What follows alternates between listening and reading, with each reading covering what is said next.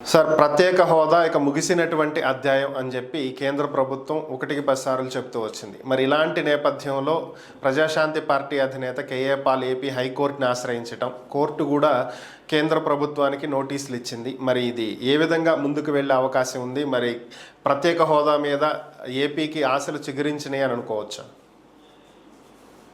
ప్రత్యేక హోదా ముగిసిన అధ్యాయంగా అధికారంలో ఉన్న భారతీయ జనతా పార్టీ అనేక సందర్భాలు ప్రస్తావించింది. నిజానికి విభజన చట్టం వేరు, విభజన సందర్భంగా ప్రత్యేక హోదాకి ఇచ్చిన అష్యూరెన్స్ వేరు. విభజన చట్టం అనేది చట్టబద్ధం. విభజన సందర్భంగానే పార్లమెంటు వేదికగా ప్రత్యేక హోదా ఒక పొలిటికల్ అష్యూరెన్స్ ఇచ్చింది. పొలిటికల్ అష్యూరెన్స్ అంటే రాజకీయ హామీ అంటే అదే తక్కువ అని కాదు. అది ఎక్కడిచ్చారు? పార్లమెంటు వేదిక ఇచ్చారు. ఏదో పబ్లిక్ మీటింగ్లోనో మాట్లాడినప్పుడు లేదు. ఈ ప్రత్యేక హోదాకు సంబంధించి కేబినెట్ అప్రూవల్ కూడా జరిగింది. ఇంకా కేబినెట్ లో ఆమోదించారు.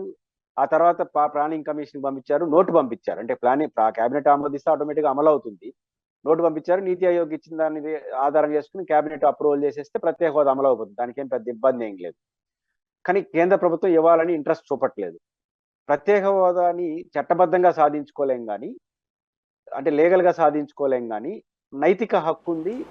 మిగతా రాజకీయ హామీలకి పార్లమెంటు వేదికగా పార్లమెంటు సభ్యుడు, పార్లమెంటు ప్రధానమంత్రి మన్మోహన్ సింగ్ గారు పార్లమెంటు వేదికగా అష్యూరెన్స్ ఇవ్వడం, కేబినెట్ నోటు పంపడం, దీనికి నీతి ఆయోగ్ ప్లానింగ్ కమిషన్ అప్పుడు నీతి ఆయోగ్ కూడా వస్తుంది. వాళ్ళు ఇచ్చిన రెఫరెన్స్ ఆధారంగా మళ్ళీ అమలు చేసేవచ్చు. అదేం పెద్ద ఇష్యూ కాదు. కానీ అమలు చేయకుండా ఆపిపెట్టారు. అట్లాంటి హామీగా దీన్ని చూడాలి, జనరల్ పొలిటికల్ హామీగా చూడలేము. అయితే కేఏ పాల్ గారు చేసిన దాన్ని నేను మనస్ఫూర్తిగా అభినందిస్తున్నాను. ఇప్పుడు ఆంధ్రప్రదేశ్ ప్రభుత్వం కేఏ పాల్కి మద్దతుగా నిలబడాలి. సహజంగా ఏం జరుగుతుందంటే కోర్టు నోటీసులు ఇస్తుంది. ఎవరైతే ప్రతివాదులుగా చేరస్తామో వాళ్ళకి నోటీసులు ఇస్తుంది. ఆ నోటీసులు ఇచ్చినప్పుడు కేంద్ర ప్రభుత్వం సమాధానం చెప్తుంది, రాష్ట్ర ప్రభుత్వం సమాధానం చెప్తుంది. ఎవరైతే ప్రతివాదులు అఫిడవిట్ దాఖలు చేస్తారు. సీన్ కట్ దీనికి ముందు ఒక వివరణ ఇవ్వాలి. ఇప్పుడు ఆంధ్రప్రదేశ్ చీఫ్ సెక్రటరీ అంటే ఆంధ్రప్రదేశ్ ప్రభుత్వం. ఆంధ్రప్రదేశ్ చీఫ్ సెక్రటరీ ఆంధ్రప్రదేశ్ ప్రభుత్వం నుంచి ఏం చెప్తారు? మాకు కావాల్సిన అవసరం ఏముంది అని అథెంటిక్గా మాట్లాడతారా, దానికి నష్టం చేసేట్టుగా చేస్తారా అనేది ఇప్పుడు రాష్ట్ర ప్రభుత్వం చేతిలో ఉంది. రాష్ట్ర ప్రభుత్వం అడిగినంత మాత్రం ఇచ్చేస్తారని కాదు, ఒక నైతిక మద్దతు, కేంద్రం పైన ఒత్తిడి, ప్రజలకి ఒక రైట్ సిగ్నల్ ఇచ్చినట్టు. ఇప్పుడు కేఏ పాల్ గారు ముందు పొంగులేటి సుధాకర్ రెడ్డి గారు, తెలంగాణకు సంబంధించిన వ్యక్తి, ఎమ్మెల్సీగా ఉన్నారు. వారు కాంగ్రెస్ సీనియర్ పొలిటీషియన్. ఆయన ఒకసారి విభజన చట్టం పైన ఒక కోర్టులో కేసు వేశారు. అదేంటంటే కడప హుక్కు, బయ్యారం హుక్కుని పరిశీలించి తగిన నిర్ణయం తీసుకుంటాను విభజన చట్టంలో ఉంది, కేంద్ర ప్రభుత్వం అన్యాయం చేసిందని అఫిడవిట్ దాఖలు కోర్టులో పిటిషన్ వేశాడు. కోర్టు వెంటనే విభజన చట్టం కదా, కానీ దాంట్లో ఏముంది? పరిశీలించి నిర్ణయం తీసుకోమని. కేంద్రం తెలివిగా ఏం చేసిందంటే, పరిశీలించాము, సాధ్యం కాదని అప్రోప్రియేట్ డెసిషన్స్ కమిటీ రిపోర్ట్ వచ్చిందంటే మేము చేయలేదు కాబట్టి విభజన చట్టాన్ని అమలు చేశాం. అంటే ఆయన ఏమన్నా అంటే విభజన చట్టాన్ని అమలు చేయలేదని కోర్టుకు వేసినాడు. అంటే ఇవ్వలేదు కదా, వీళ్ళు ఎట్టపోయినారు? విభజన చట్టాన్ని అమలు చేసినాము, పరిశీలించేసాము, సాధ్యం కాదు కాబట్టి సాధ్యం కాదు. ఆ సందర్భం కూడా తెలుగుదేశం పార్టీ అధికారంలో ఉండి జోక్యం చేసుకోలేదు. నిజానికి ఆ సందర్భంగా ఆంధ్రప్రదేశ్ ప్రభుత్వం ఇన్ప్లీడ్ పిటిషన్ వేసి ఉండాలి. ఏమని? ఇప్పుడు కేంద్ర కేబినెట్ నుంచి పొంగులేటి సుధాకర్ రెడ్డి గారు కోర్టులో పిటిషన్ వేశాడు. కేంద్ర ప్రభుత్వం మేము పరిశీలించాం, అయిపోయిందని చెప్పింది. అప్పుడు ఆంధ్రప్రదేశ్ ప్రభుత్వం ఇన్ప్లీడ్ పిటిషన్ వేసి ఉండి కడపలో స్టీల్ ప్లాంట్ పెట్టే అవకాశం ఉందని వేసి ఉండాలి. ఇక్కడ రాజకీయ పోరాటం ఏం చేశారు? ఆయన సీఎం రమేష్ గారు నిరాహార దీక్ష చేశారు. కోర్టులో ఇన్ప్లీడ్ పిటిషన్ లేదు. దానివల్ల ఏమైందంటే ఈగిపోయింది. వేసుంటే వెంటనే వచ్చుంటుందని నేను చెప్పను, కానీ కేంద్రం మీద ఒత్తిడి జరిగి ఉంటుంది. అది చేయలేదు. ఆ తప్పు మళ్ళీ చేయొద్దండి. ఇప్పుడు కేఏ పాల్ గారు వేసిన దానిపైన హక్కుగా మనకు లేకపోవచ్చు చట్టబద్ధంగా, కానీ పొలిటికల్ హామీ ఉంది, అది పార్లమెంటు వేదికగా ఉంది. ఆ నైతికతను ఆధారం చేసుకొని ఆ రోజు సుధాకర్ రెడ్డి గారు కేవలం కేంద్ర ప్రభుత్వాన్ని పార్టీలు చేసినాడు, రాష్ట్ర ప్రభుత్వాన్ని చేయాల. ఈరోజు కేఏ పాల్ చేసింది అద్భుతమైన ప్రయత్నం. అది రాష్ట్ర ప్రభుత్వాన్ని కూడా పార్టీలు చేసినాడు. రాష్ట్ర ప్రభుత్వాన్ని పార్టీలు చేయడం ఈరోజు తెలుగుదేశం ప్రభుత్వం ఖచ్చితంగా ఒక పిటిషన్ వేయాలి. అయితే వేస్తే ఒక లాభం ఏంటంటే, ఇది ఎన్డీఏ ప్రభుత్వం, బీజేపీ ఉన్నారు కాబట్టి బీజేపీ, జనసేన ముగ్గురు మంత్రులు ఉన్నారు కాబట్టి ఒక నైతికత వస్తుంది. ఇప్పుడు చీఫ్ సెక్రటరీ 2 మార్గాలు అనుసరించారు, 3 మార్గాలు అనుసరించారు.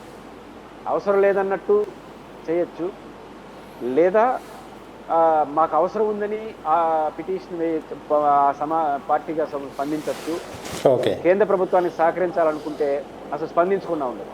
స్పందించాలని రూలే ఉన్నది. స్పందించకపోతే వాళ్ళ కోర్టు దగ్గర ఉన్నటువంటి సమాచారం ఆధారంగా తీర్పిచ్చేస్తారు. ఇప్పుడు ఎట్లా కేంద్రం స్పందిస్తుంది, ఇది ఎక్కడ విభజన చట్టంలో లేదండి, పార్లమెంటు వేదికగా హామీ ఇచ్చినప్పటికీ కూడా అది చట్టం కాదు, నీతి ఆయోగ్ వద్దని చెప్పేసింది కాబట్టి ఇవ్వలేము అని చెప్పి వాళ్ళు చెప్తారు, అయిపోతుంది అక్కడ. కానీ రాష్ట్ర ప్రభుత్వం కానీ ఈ సందర్భంగా చీఫ్ సెక్రటరీ గారు ఇంకా ఆనాడున్న కేంద్ర ప్రభుత్వం కేబినెట్ నోటు, మన్మోహన్ సింగ్ గారు అష్యూరెన్స్ ఆన్ పార్లమెంటు, ఇంకా పార్లమెంట్ జస్ట్ హామీ ఇస్తే ఇచ్చేవచ్చు. విభజన చట్టంలో కూడా చాలా హామీలు అమలు కాలేదు. ఇప్పటికీ ఆంధ్రప్రదేశ్ వెనుకబడి ఉంది, రాయలసీమ ఉత్తరాంధ్ర అంత ఇబ్బందులు ఉన్నాయి.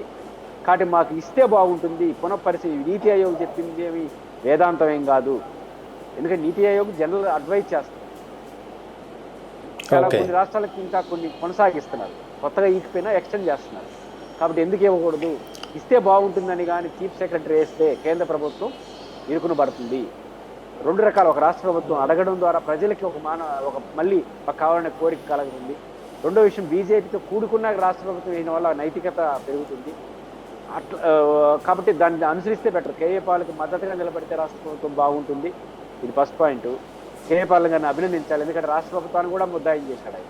ఇప్పుడు రాష్ట్ర ప్రభుత్వం అనివార్యంగా నోట్ చేయాల్సి వస్తుంది. అదే సందర్భంలో రాష్ట్ర ప్రభుత్వం వద్దని నేరుగా చెప్పకపోయినా జోక్యం చేసుకుని పిటిషన్ వేయకపోతే కూడా వద్దని చెప్పినట్టే కేంద్ర ప్రభుత్వాన్ని సహకరించినట్టే. కాబట్టి రాష్ట్ర ప్రభుత్వం కేంద్రాన్ని సహకరిస్తుందా, కేఏ పాల్ గారికి సహకరించడం ద్వారా రాష్ట్ర ప్రజలకు అండగా రాష్ట్ర ప్రభుత్వ మనోభావాలకి ప్రతినిధిగా ఉంటుందనేది చూడాల్సిన అవసరం. సార్, ఒకవేళ రాష్ట్ర ప్రభుత్వం మీరు అన్నట్లు పాజిటివ్ నోట్లో వెళ్తే ఓకే, ఒకవేళ కేంద్ర ప్రభుత్వానికి సహకరించే ఉద్దేశంతో ఎటువంటి స్పందన ఇవ్వకుండా ఉంటే వాళ్ళు దాన్ని ఇవ్వద్దు అని చెప్పి అంగీకరించినట్లే మీరు అన్నట్టు. అదే చేస్తే రాష్ట్ర చరిత్రలో ప్రజాద్రోహులుగా మిగిలిపోరా పార్టీకి చెందినటువంటి నేతలు? అంటే ద్రోహులు అన్న పదాలు నేను వాడలేను, కానీ ఆంధ్రప్రదేశ్కి నష్టం చేసిన ప్రభుత్వంగా మిగులుతుంది. ఇప్పుడు ఆంధ్రప్రదేశ్ ప్రభుత్వం యాజ్ ఎ పొలిటికల్ పార్టీగా తెలుగుదేశం పార్టీ ప్రత్యేక హోదాని ఇస్తే కాదనరు, వాళ్ళు ఏమి వద్దని చెప్పరు. వాళ్ళు ఇవ్వలేదు కాబట్టి మేము అడగలేదు అంటున్నారు. వాళ్ళు ఎవరు ఇంకా దాని గురించి ఎందుకు మాట్లాడేదని. ఇప్పుడు మీ మిత్రపక్షం కాబట్టి కావాలని అడిగినారనుకోండి, ఏమవుతుంది, కేంద్రం మీద ఒత్తిడి పెరుగుతుంది. ఇక్కడ ఆంధ్రప్రదేశ్ ప్రభుత్వం దాన్ని లైన్ వచ్చిన అవకాశం ఉపయోగించి చెప్పాలి. చెప్పితే ఏమవుతుందంటే కేంద్ర ప్రభుత్వం ఈకపోవచ్చు, ఇంకొక రూపంలో సహాయం చేస్తుంది. రెండోది, ప్రజల మనోభావాలకి మీరు రిప్రజెంటేట్ అవుతారు. చంద్రబాబు నాయుడు ప్రభుత్వం ఒకటి చెప్పచ్చు డిప్లొమాటిక్గా, ఏమని, మేము మిత్రపక్షంగా ఉన్నాం, మేము పెట్టేస్తామని. మరి నితీష్ కుమార్ ఎట్లా అడిగాడు? పార్లమెంటు వేదికగా నితీష్ కుమార్ గారి నాయకత్వంలో, ఆయన కూడా మిత్రపక్షమే కదా, మీకన్నా తక్కువ మంది ఎంపీలు ఉన్నారు. ఆయన అడిగాడు కదా, ఆయన పార్టీ ఎంపీలు మాకు కావాల్సిందని డిమాండ్ చేశారు కదా లోక్సభలో. వాళ్ళు లోక్సభలో డిమాండ్ చేశారు, అది పెద్ద ఇష్యూగా మారింది. మీరు లోక్సభలో డిమాండ్ చేయకపోవచ్చు, కనీసం రాష్ట్ర హైకోర్టు ఇచ్చిన నోటీస్ ఆధారంగా మాకు కావాలి, కేంద్ర ప్రభుత్వం పునఃపరిశీలించాలి అని అడగడం పెద్ద తప్పు కాదు కదా. కాబట్టి ఖచ్చితంగా అడగాలి. అడగకపోతే ప్రత్యేక హోదా ప్రజల మనోభావాలకి ప్రతినిధిగా కాకుండా మీ రాజకీయ మిత్రుడుగా ఉన్నటువంటి నరేంద్ర మోడీకి మీరు సహకరించే వ్యక్తిగా మిగిలిపోయి రాష్ట్రానికి అన్యాయం చేసిన చెడ్డ పేరు మీరు తెచ్చుకుంటారు. రేపు ప్రతిపక్షాలు మీరు హైకోర్టులో రికార్డుగా కానీ దొరికిపోతే రేపు జగన్మోహన్ రెడ్డి గారు దానికి అజెండాగా చేస్తారు, మీరే వద్దన్నారు అని. రేపు ఎప్పుడన్నా బీజేపీకి వ్యతిరేకంగా మీరు రావాలని రాలేదు, గతంలో వచ్చారు కదా, 4 ఏళ్ళు వద్దని చెప్పినా తర్వాత కావాలని ముందుకు వచ్చినారు. రేపు ఆ అవకాశాన్ని కోల్పోతారు. కాబట్టి కేఏ పాల్ గారి అప్పీల్కి ఖచ్చితంగా స్పందించాలి. స్పందించకపోతే ఖచ్చితంగా రాష్ట్రంలో పొలిటికల్గా కూడా నష్టపోతారనేది తెలుగుదేశం పార్టీ గుర్తించాలి.